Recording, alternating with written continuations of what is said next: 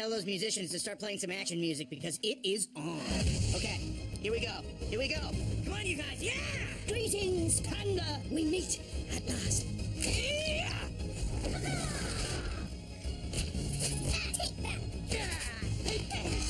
Ooh, inner peace.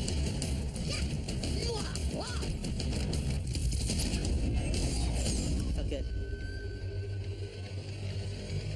Come on, guys, let's go! Yeah! When you start at any of these projects, you have sort of a picture in your head of how you want people to feel watching the movie. And I think what we were most proud of was that people really connected to Poe. They found a little bit of themselves in him, and that allowed them, I think, to really enjoy the ride that he goes on. Do you guys see that? It's called being awesome. From the very beginning, Jack Black has really created the character of Poe. My fist hungers for justice! That was my fist. Part of it is humor and irreverence and enthusiasm, and part of it is a kind of vulnerability that Jack has. There's a real sweetness in Jack's character that he brings to Poe, and I think that's one of the reasons people really connect to him. We're coming for you, Shed! And then his sense of humor, his comic timing, his ability to kind of come up with crazy pretend words in the middle of a sentence. That makes no sense. When we get there in the studio, he often ad-libs a lot of stuff. That is severely cool. But he will add stuff on his own that gives a lot of that poism to it. You guys see that? It's called being awesome. I don't know, I feel pretty good.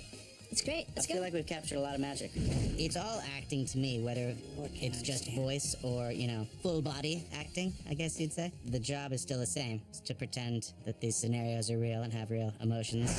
I'm better when my hair is tousled a little bit. At the end of these sessions, these recording sessions that may last several hours, at the end of it, he looks like he's run a marathon because he acts out a lot of this stuff. It helps me act better when I really get into the body position that Poe would be in. So serious.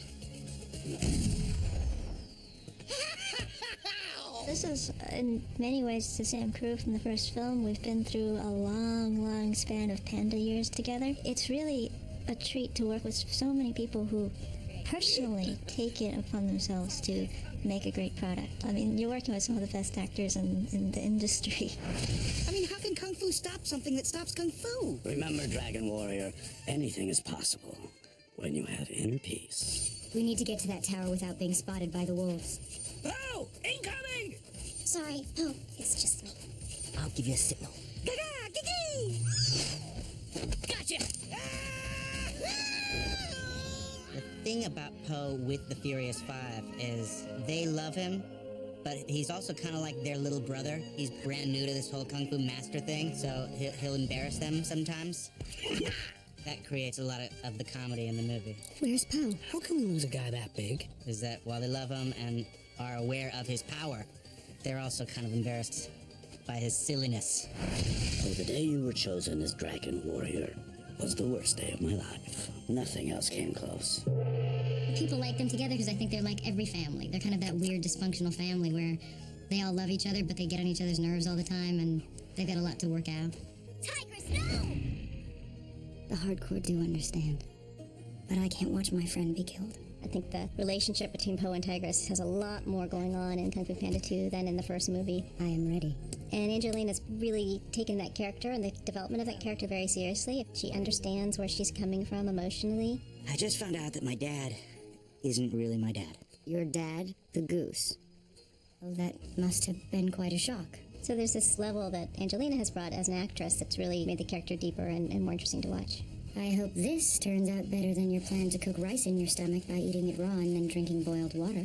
This plan's nothing like that plan. She's a fighter and she's out to go get the bad guy. She's also in this one for her, which is very nice for me. She has a bit of an emotional breakthrough and learns to be a little nicer. That was pretty hardcore. It's an amazing honor when an actor does these movies and is so excited to do it, and James Hong is really an example of that. Thank you for coming to Dragon Warriors, Noodles, and Tofu.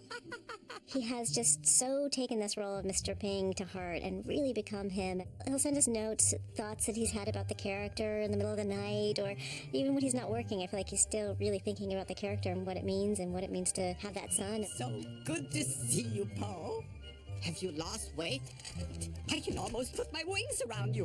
Mr. Ping is really a character of depth. He has many facets. He's a single parent, sort of like a Jewish mother and a Chinese father combined, if you can imagine that.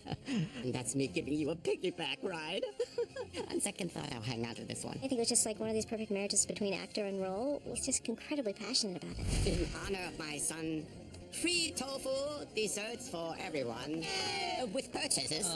Kung Fu Panda 2, we had a lot of new characters, and we were really lucky to find so many great actors that wanted to come and work with us. The year of the peacock begins now. We wanted to do a villain that was a little different than the first movie. We thought, well, what if this time Poe is challenged by somebody who's going to be a real mental opponent for him? So came up with this idea of a peacock who isn't obviously physically strong, but one who'll be very cunning, very smart. With the weapon by my side, all China bow before.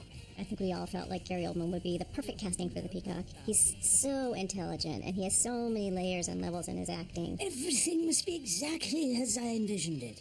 He understands. It's a very kind of twisted, demented guy that the peacock is. Call in the wolves!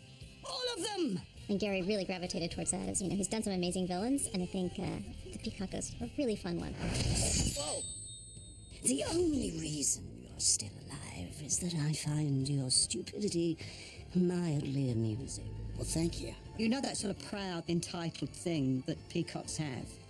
Well, he has that in spades. Will the subjugation of the whole world finally make you feel better? It's a start. He's very witty, and he's quite a mean tongue on him. Happiness must be taken. I mean, he fits very nicely in the gallery of sort of Oldman villains. Find this panda and bring him to me. Yes, sir. Guess nobody told you. If you mess with a wolf, You get the fangs. the first time I saw the drawings of my character, I was like, this is me. This is how I picture myself, of an angry, furry, vicious wolf. And so it seemed like it was going to be a natural fit. Losing steam, Tubby! For one, he has one eye. He has big fangs. He is just a big bad wolf. You know, who doesn't want to play the big bad wolf? I do not like that guy. The ferocious Master Croc! Hey, Master Storming Ox. We had all these great kung fu masters in this film to flesh out the world and make things feel even bigger. And we were very fortunate to have these amazing actors, and they're all super cool. Master Ox, I'm not letting you stay in this cell. I'd like to see you get me out! Master Ox is being played by Dennis Haysbert.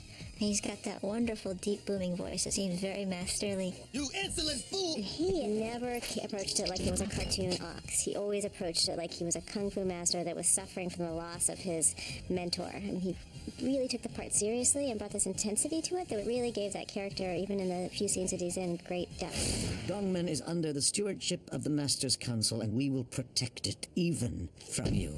Master Reiner is played by Victor Garber.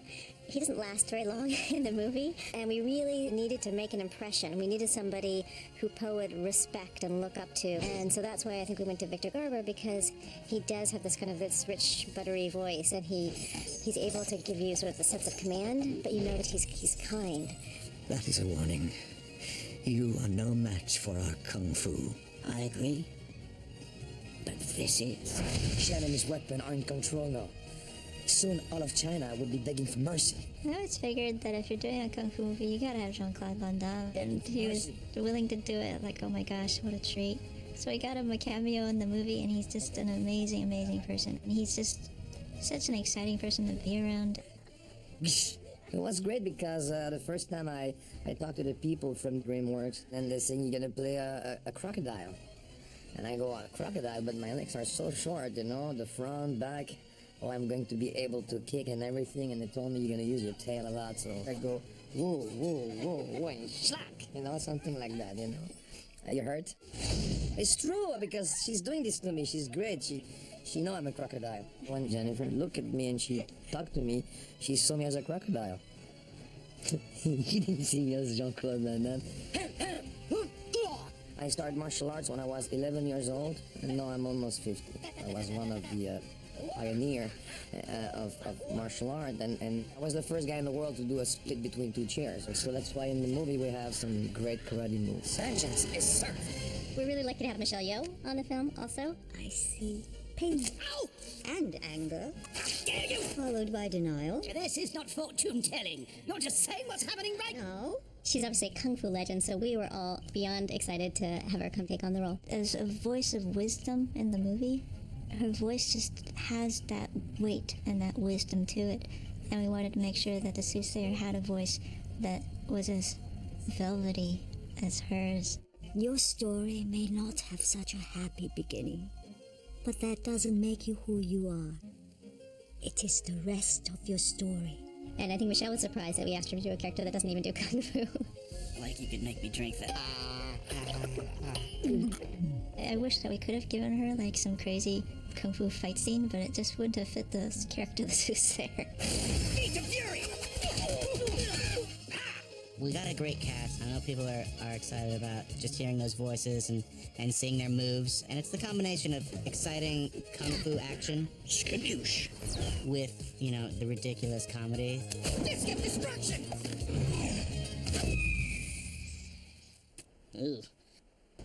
One of the films that I've made that I'm absolutely the most proud of. I think it is beautifully done. It's funny and it's touching and it's got great action and it's all those things that make a great movie.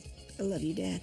To be part of this, it's a great feeling. It's just a special feeling. It's an action comedy. Taste the defeat! With a kung fu panda. I mean, come on. Kung Fu still lives!